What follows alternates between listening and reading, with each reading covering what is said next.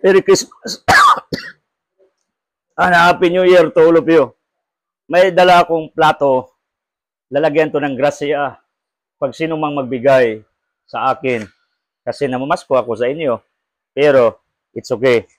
It's up to you for our advocacies, for our charities, for our scholarship, for our farmers here at Aldam Farm. So, ito. Sana sa 2025, marami kayong blessings. Tulad sa kalaki nito. I don't know saan to binili. So, ano to? May biko. Sinong may-ari ng biko, ma? Ah, ka Victoria, may biko pala dito. Sorry. Hindi ko nakita. Kasi may, relative kaming dito, yung kapitbahay namin, magpagaling siya ng tabliya. So, pakita natin yung, tingnan yung aso namin, ang laki. Malaki pa sa may-ari. Tingnan nyo, ang laki ng mga aso namin. Ito yung tablidya. Say hi, Merry Christmas. Say hi. Merry Christmas. Yung kapitbahay namin, yung ina ko. Ang ina naming senior citizen para parang 50 palang. Ito yung tablidya. From cacao yung kinakain ko. Ganito na after putting it in the fire. Yung sinasangag. Binabalatan. At ito ready for kaling. Yung pinakita kong makina sa inyo. Pagkatapos, molding na. So ito. Pumunta siya kasi magpagaling siya. Kanta tayo, mga kapatid. Noon, ayaw ko ng microphone, pero ngayong buhay ko araw-araw, microphone at saka camera. Dahil sa nature ng ginagawa ko araw-araw. So, saan bang kutsara nyo, ma? Kasi may biko dito. Ito, wow, ang sarap. Tingnan nyo. Okay, problema nyo na. Lois Milani, yung videographer ko, kapatid ko, hindi siya makakain. Pero, kamayin ko na lang. Kasi yung mga masarap na mga restaurant, tulad ng kaibigan ko, pag hahalo sila ng mga pagkain, kinakamay. Kasi nasa kamay ang kapangyarihan. Alam niyo ba yan? Kahit sa pagkain, ang sarap. Ang sarap. Biko. What is biko? Ito ay lagkit. Nilagyan ng gata. At saka minimix.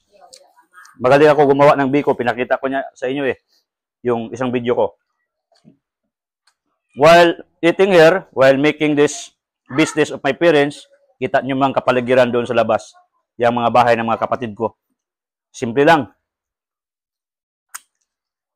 Pero, okay lang dito. Payapa, tahimik, at masaya. Ng Victoria.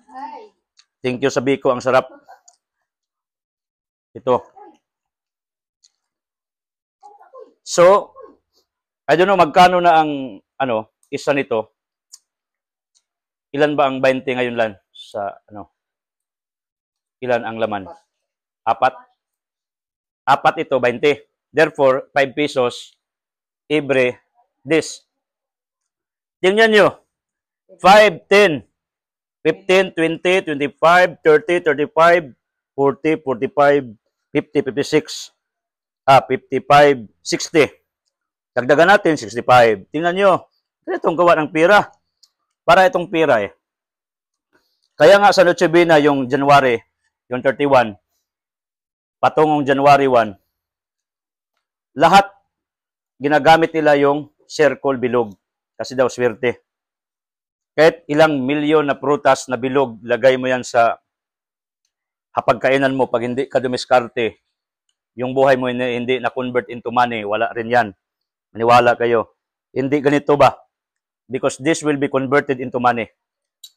Ito yung dahilan bakit ako tinutulis way back 2005 kasi akala nila lending agent ako pero nagbinta pala ako ng tabliya noon when I was a student in college kasi working student ako ng konbento after the mass.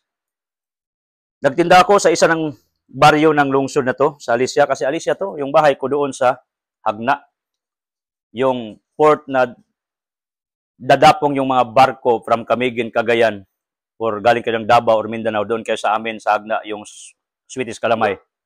Doon ako tumira, doon yung season ko, doon yung bahay ko. Doon ako nagpe-preach araw-araw sa TV at radio at newspaper. at including now through internet world. So ako, nagmumold ako ng pera. Kung may factoring central bank, kami dito sa aming ancestral house, dito sa farm, sa Altam, dito sa ground, factory rin kami ng pera. Hinuhulma namin ng pera dito. Kita nyo? Naghuhulma ako ng pera. Wow, what a life. Ganito ang kasimpleng buhay ng parents ko. Walang ka-pressure-pressure. Lahat sila walang pressure. Ako ang grabe ang pressure sa buhay kasi ang dami kong ginagawa. Araw-araw. Pero, masaya naman. Kasi nandyan kayo. Kayo nagbigay sa akin ng lakas upang gampanan ko ng maigi ang aking tungkulin. Na ipangaral ang Ebanghelyo, turuan ko kayo paano umangat sa buhay. Kasi kitang-kita niyo naman yung mga pamilya ko dito. Hindi naman sila naging mayaman. Pero umaangat kasi mayroon na silang mga hanap buhay kahit papano. They're surviving. Hindi po sila naghingi ng kahit kanino. Wala sa amin yan. I taught my brothers and sisters to fight in life, to work harder, to find money, to work under the heat of the sun. At hindi naman sila sasagot sa akin na sabihin nila, Manong, shut up. Hindi niya magawa sa akin yan. Kasi kitang-kita nila anong ginagawa ng kapatid nila. Kahit isa lang anak ko. Isa lang anak ko. Although I have a lot of followers, pero isa lang anak ko. Naghanap ako ng pira. I work harder. Kasi advocacy naman natin dito. Makatulong ako. Pag marami akong pira, mas lalo ako makatulong. Marami akong tanim. Di ba? Pero ginagamiton. Kaya nga, you join with my advocacy. Kaya nga, bigyan mo ako ng bagong grass cutter. Alam nyo ba yan? Pira na yan. Nakalimutan kong lagay ng ganito, hulmahan, mantil. So, I let you see making tabliyalan, the purpose of this in order my followers can realize na ginagawa pala ang pira. Tinatrabaho pala ang pira. Itong kapatid ko, videographer ko ngayon kasi busy yung mga trabahante ko. Ulan-ulan kasi dito. Marami silang baka, kanding, manok. Kasi yung husband niya ay napakasipag. Anong nangyari? Sabi pa ng baser ko, bakit daw mahal yung ating baka? Sabi ko nga, hindi naman pareha yung presyo sa inyo sa amin. Dito, walang supply ng baka, kaya mahal. Sa inyo, baka mura kasi maraming baka. Yung iba talaga nagko-comments, hindi niya alam ang kalakaran ng business. Yung sililan, sabi ko 1,000 yan pag hindi season. Speaking of not season, meaning wala hong nagbibinta. Matanda na talaga ako kasi nakalimutan ko naman. Ito, lagyan nito. Pero ngayon na season, maraming bunga yung sili, siyempre barato, di ba? Mura. Kanya naman taha lahat ng business, kahit ano pang klaseng business. Wither-wither rin yan, hindi yan constant yung price. Ang pinakamahal ngayon, yung kakao. Noon, ilang kilo kakao dito? Ulit 200, 300. Pero ngayon, magkano na? 600. Pero hindi ko alam if that price will remain until forever. Kasi marami naman nagtatanim ng kakao na. Lalo na ako ngayon, marami din akong kakawan. Pero on the way pa kasi bago lang kayo na bagyo. So ganito lang. Mag-factory ng pira. Pinakita ko sa inyo ngayon kasi gusto ko isip-isipin nyo naman na ang pira ay ginagawa. Hindi ang kusang darating sa iyo. Huwag kayong maniwala dyan. Maniwala ako sa blessing. Yung gripo natin, pinakita ko. Noon, ang layo ng igiban. Ngayon, yung tubig, pumpasok na sa bahay natin. Pwede rin blessing ganyan. Papasok sa iyong buhay. Pero, mayroon ring mga bagay na dapat talaga gigampanan natin. Yung parents ko, yung papa ko, mama ko, they are now senior citizens. But they're still working. Alam nyo naman, kaya ko silang bigyan ng 1 sack of rice every month. Maniwala kayo, I can do that pag gustuin ko. Pero, it will make them paralyzed and they will die is early pag wala silang gagawin sa buhay. Kaya, hinayaan namin magtrabaho. Total, ito na lang ang trabaho nila. Anong ginawa? Magsangag or magpray ng kakao, binabalatan, ginagaling, at inulma, bintas merkado, tapos, kain, tulog, gawa ng tabliya, ganun lang. So, hindi po mabuti yung hindi nyo na pinatrabaho yung parents nyo kasi matanda na mali yun. Yan ang dahilan kung bakit sila nagkasakit kasi wala nang ginagawa sa buhay ba.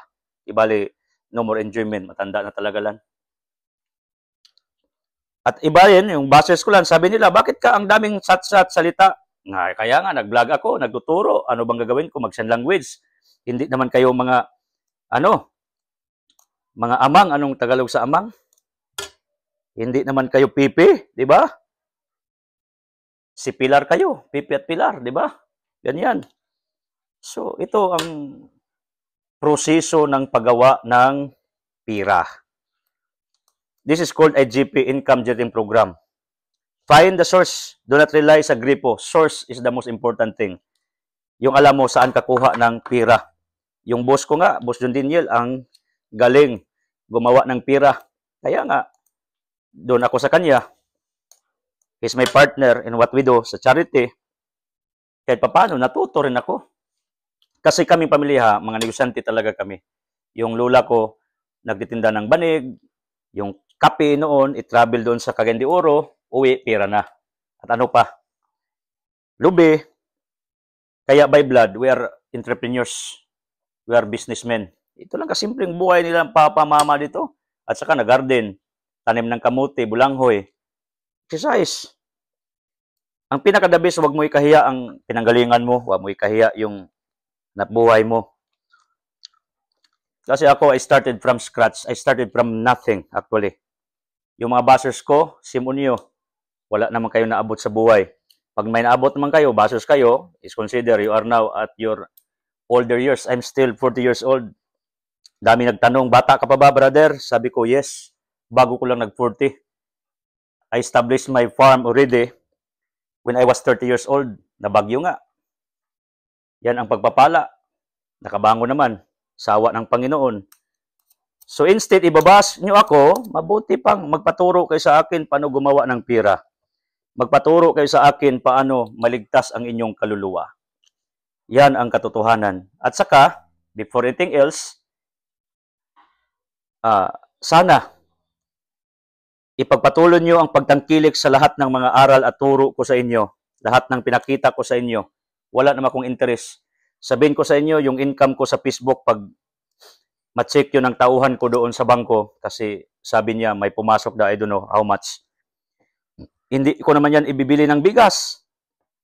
Pwede ko rin yan ibigay sa aking pamilya dito, pero hindi malaki. Kunti-kunti lang. Divide ba? Kasi binigyan ko rin sila ng kunti. Palit ng, ginamos. Suka. Okay lang, at least mayroon kang binigay. Kasi I teach them how to catch fish rather than giving them always fish. That's the way I train my family here. Kaya nga sabi ko, yung parents ko matanda na, nagtrabaho pa rin. Mali yung spoon feeding yung mga kapamilya nyo, mainutil yan. Mali yan na taktika sa buhay. Ako iba, tinuturuan ko sila maghanap ng pira, gagawa at gagawa ng pira. Yan ang objective, adikain ko bakit ako nagblog. Kaya, kung binabas nyo ako kasi ginawa ko rito para magkapira, sabihin ko sa inyo, may pira na ako talaga. Yan ang katotohanan. Pero I'm so careful to handle the finances that we have kasi mayroon naman akong bills na marami. Mayroon akong anak na parang college na, kahit high school pa, first class school. At mayroon akong mga trabahante na ginagastusan ko, tinustusan araw-araw. Mayroon akong personal expenses. So, hindi ito all about money kung nagbablog ako. Ang katotohanan, I do this for you. Gusto ko ituro sa inyo lahat ng ginagawa ko sa buhay. Lahat ng diskarte namin sa pamilya namin. Kasi I started from nothing. From scratch. Lahat ng ito nagsimula lang sa isang pangarap. Iba na talaga. Sus, kawawa yung mga kapatid ko noon. Itong videographer ko doon to sa tumira doon sa isang wilderness ba. Yung walang kapitbahay, ang layo.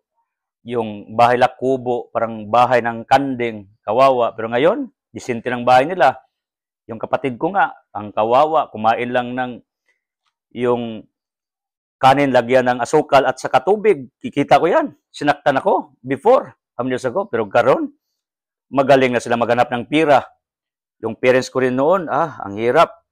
Pero ngayon, kahit papano, pinagpala sila. Bakit?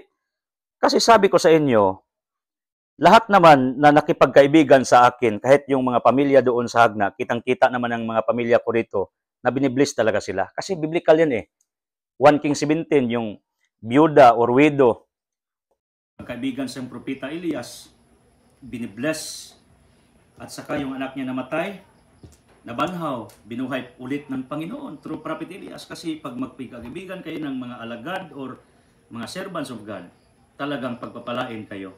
Yan ang katotohanan. Kaya nga, your bonus this Christmas and even in the new year to come, sa inyong lahat, sa pagkikabigan sa akin, meron talaga kayong mapala. Miracles, healing, abundance, prosperity, ways, how to generate income, how to find money, how to make money, like our factory of money here in our ancestral house, the place of my senior citizens na parents. Ito ginagawa nila. Money to. Pira. Pira. So lahat na nakikita niyo ngayon, the way I made tablia, sana magkapira rin kayo. One day. That's my prayer for all of you. Gagaling ang inyong karamdaman. Bubuti ang inyong kalagayan. Maging na kayong masaya.